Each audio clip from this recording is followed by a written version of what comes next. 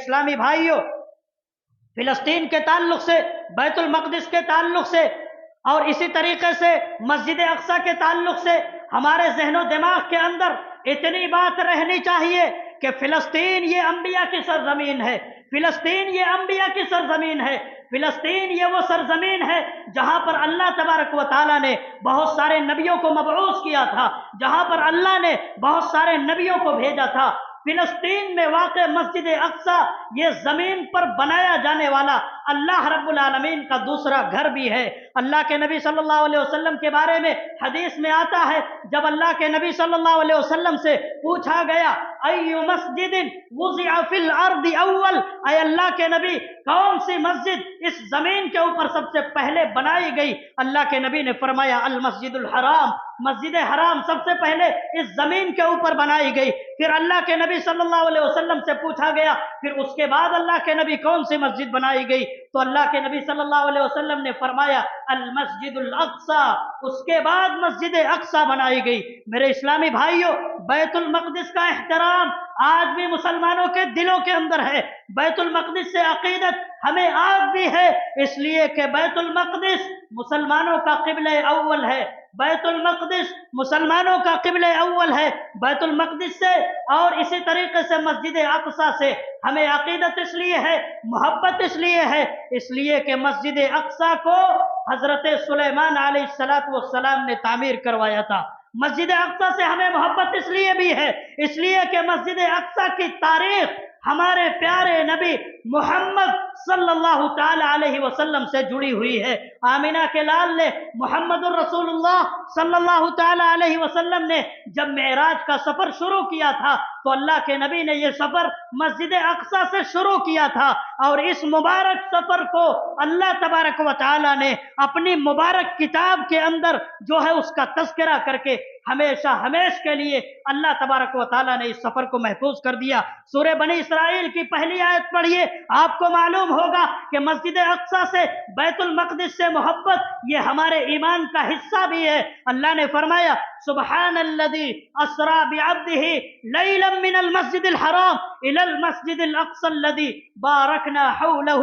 لنریہ من آیاتنا، کہ اس اللہ کی ذات پاک ہے جو اپنے بندے محمد صلی اللہ علیہ وسلم کو ایک ہی رات میں مسجد حرام سے مسجد اقصی تک لے گیا، جس کے آس پاس ہم نے بڑی برکت رکھی ہے، لنریہ من آیاتنا، تاکہ ہم اپنے بندے محمد صلی اللہ علیہ وسلم کو اپنی بعض نشانیاں دکھائیں۔ میرے اسلامی بھائیوں، بیت المقدس مسجد اقصی یہ روئے زمین کے اوپر وہ بابرکت مسجد ہے جہاں پر تمام نبیوں کا اجتماع ہوا تھا، اور امامت ہمارے پیارے نبی محمد الرسول اللہ صلی اللہ علیہ وسلم نے ادا فرمائی تھی، امامت ہمارے پیارے نبی محمد صلی اللہ علیہ وسلم نے کی تھی۔ بیت المقدس سے محبت ہمیں اس لیے بھی ہے، اس لیے کہ کائنات میں، دنیا میں بیت المقدس کو بھی اللہ تبارک و تعالیٰ نے وہ شرف جو ہے بخشا ہے جس کی طرف اجر و ثواب کی نیت سے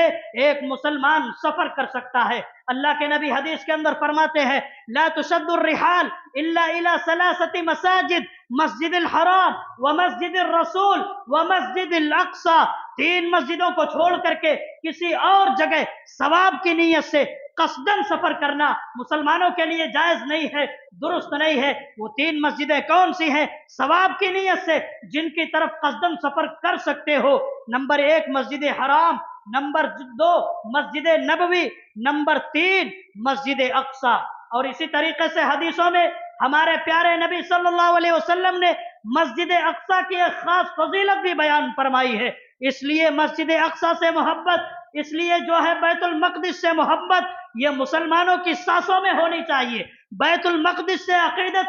شام کی اور اسی طریقے سے فلسطین کی سرزمین سے محبت ہماری دھڑکنوں کے اندر ہونی چاہیے۔ آج غاصب اور ظالم یہود جو ہے بیت المقدس اور اسی طریقے سے مسجد اقصی پر قابض ہے، اور اسی طریقے سے وہاں پر جو فساد آج یہودیوں کی طرف سے مچایا جا رہا ہے، جو قتل و غارت گری کا کھیل کھیلا جا رہا ہے، مسجد اقصی کے ساتھ، بیت المقدس کے ساتھ جو بے حرمتی آج وہاں پر کی جا رہی ہے، ہم اللہ سے یہی دعا کریں گے کہ اللہ ان ظالموں کو تباہ کر دے، اللہ ان ظالموں کو برباد کر دے، اللہ وہاں کے مسلمانوں کی حفاظت فرما، اللہ بیت المقدس کی حفاظت فرمائے، اللہ تبارک و تعالی مسجد اقصی کی حفاظت فرما۔ ایک وقت ایسا تھا جب حضرت عمر فاروق رضی اللہ تعالی عنہ نے بیت المقدس کو فتح کیا تھا،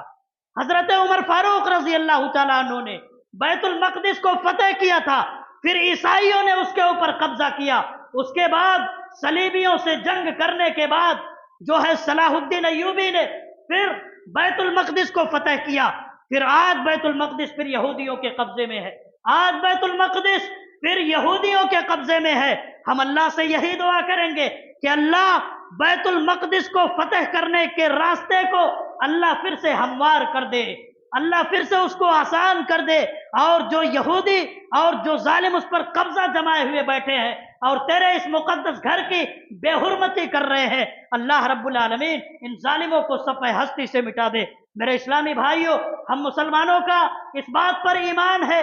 اللہ کے نبی صلی اللہ علیہ وسلم کی حدیث کے اوپر ہمارا یہ ایمان ہے، ہمارا یہ عقیدہ ہے کہ ایک دن ایسا آنے والا ہے قیامت سے پہلے جب یہ یہودی مارے جائیں گے، جب یہ یہودی قتل کیے جائیں گے، یہ یہودی اس دنیا سے مٹ جائیں گے۔ اللہ کے نبی نے حدیث میں فرمایا ہے لا تقوم الساعة حتى تقاتلوا اليهود، قیامت اس وقت تک قائم نہیں ہوگی جب تک یہودیوں کو اس دنیا سے مٹا نہیں دیا جائے گا، یہاں تک کہ اس وقت میں جب یہودی کسی پتھر کے پیچھے، کسی درخت کے پیچھے چھپنے کی کوشش کریں گے، پتھر بولے گا، درخت سے آواز آئے گی یا مسلم ھذا یہودی ورائی فاقتلہ، اے مسلمان یہ دیکھ میرے پیچھے یہودی چھپا ہوا ہے، اے مسلمان یہ میرے پیچھے یہودی چھپا ہوا ہے، یہودی بیٹھا ہوا ہے، اے مسلمان آ اور اس یہودی کو قتل کر دے، اور وہ دن آئے گا، اور وہ دن ضرور آئے گا انشاءاللہ۔ میرے اسلامی بھائیوں، آج فلسطین کے تعلق سے، وہاں کے مسلمانوں کے تعلق سے، بیت المقدس کے تعلق سے، اور اسی طریقے سے مسجد اقصی کے تعلق سے ہم مسلمانوں کو کرنا کیا چاہیے؟ ہم مسلمانوں کو کرنا کیا چاہیے؟ سب سے پہلی جو ذمہ داری ہمارے اوپر عائد ہوتی ہے اور جو ایمان کا تقاضا بھی ہے کہ ہم فلسطین میں رہنے والے مسلمانوں کی تکلیف کو اپنی تکلیف سمجھیں، ان کی مصیبت کو اپنی مصیبت سمجھیں، اس لیے کہ کائنات میں، دنیا میں رہنے والے تمام کے تمام مسلمان آپس میں بھائی بھائی ہیں۔ قرآن کریم میں اللہ نے فرمایا انما المؤمنون اخوہ، انما المؤمنون اخوہ، تمام مسلمان آپس میں بھائی بھائی ہیں۔ اور مومنوں کی مثال کیسے ہوتی ہے؟ اللہ کے نبی نے حدیث میں فرمائی ہے مثل المؤمنین فی توادہم وتراحمہم وتعاطفہم مثل الجسد اذا اشتکا منہ عضو تداعى له سائر الجسد بالسہر والحمى۔ مومنوں کی مثال آپس میں جو ہے محبت کرنے میں، رحم مہربانی کرنے میں، شفقت کرنے میں جو ہے ایک جسم کی مانند ہے، ایک جسم کی مانند ہے۔ جب جسم کے کسی حصے کو کوئی تکلیف پہنچتی ہے تو پورا جسم اضطراب اور بخار کی کیفیت میں مبتلا ہو جاتا ہے۔ میرے اسلامی بھائیوں، آج اسلامی اخوت کا یہ تقاضا ہے کہ فلسطین کے مسلمانوں کے اوپر اگر کوئی ظلم ہو رہا ہے تو کوئی ان کے اوپر تکلیف پہنچائی جا رہی ہے ان کو، تو اس تکلیف کو ہم مسلمان اپنے دلوں کے اندر محسوس کریں۔ اگر ان تکلیفوں کو ہم اپنے دلوں کے اندر محسوس کرتے ہیں، اس کا مطلب یہ ہے کہ ہمارا ایمان زندہ ہے، ہمارے اندر ایمان باقی ہے۔ اور اگر ہم ان کی تکلیفوں کو آج اپنے دلوں کے اندر محسوس نہیں کرتے ہیں، اس کا مطلب یہ ہے کہ ہم نام کے مسلمان ہیں لیکن ہمارے دلوں کے اندر ایمان باقی نہیں بچا ہے۔ اسی طریقے سے میرے اسلامی بھائیوں، یہودیوں کی طرف سے جو ظلم ہو رہا ہے اس ظلم کے خلاف آواز اٹھائی جائے۔ لکھنے والے جو لوگ ہیں، نیوز پیپروں میں کام کرنے والے جو لوگ ہیں، جن کے قلم میں اللہ نے طاقت دی ہے، ان کو یہودیوں کا جو ظلم ہے اس ظلم کے خلاف لکھنا چاہیے۔ جن کو اللہ نے زبان دی ہے ان مسلمانوں کو اپنی زبان سے آواز اٹھانی چاہیے۔ اور مسلمانوں اگر اتنا بھی نہیں کر سکتے تو کم از کم فلسطین کے مظلوم مسلمانوں کے لیے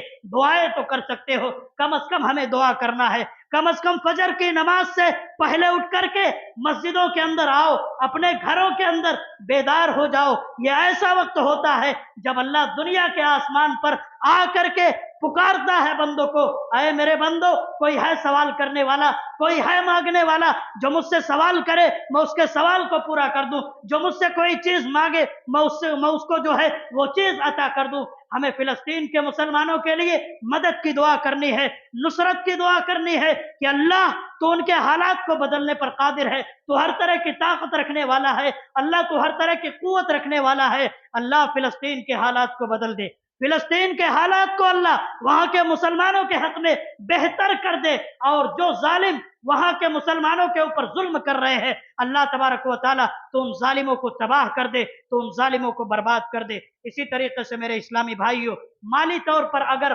مدد وہاں تک پہنچ سکتی ہے تو ہمیں مدد بھی ان کو پہنچانی چاہیے, ان کا تعاون بھی کرنا چاہیے. اللہ کے نبی صلی اللہ علیہ وسلم حدیث کے اندر اللہ کے نبی صلی اللہ علیہ وسلم فرماتے ہیں, جب تک بندہ اپنے بھائی کی مدد میں لگا رہتا ہے اللہ تبارک و تعالیٰ اس کی مدد میں لگا رہتا ہے. اللہ کے نبی یہ بھی فرماتے ہیں, جو مسلمان کسی مسلمان سے دنیا کی تکلیف کو دور کرے گا اللہ رب العالمین آخرت کی تکلیفوں میں سے اس کی کسی تکلیف کو اور کسی پریشانی کو دور کرے گا. اور جو فلسطین کے مسلمانوں کے دشمن ہیں وہ ہمارے بھی دشمن ہیں. اللہ تبارک و تعالیٰ نے قرآن حکیم میں فرمایا, لَتَجِدَنَّ أَشَدَّ النَّاسِ عَدَاوَةً لِلَّذِينَ آمَنُوا الْيَهُودَ وَالَّذِينَ أَشْرَكُوا, مسلمانوں کے اگر اس روئے زمین کے اوپر سب سے بڑے کوئی دشمن ہو سکتے ہیں تو وہ یہودی ہیں اور اسی طریقے سے مشرک ہیں. اس لیے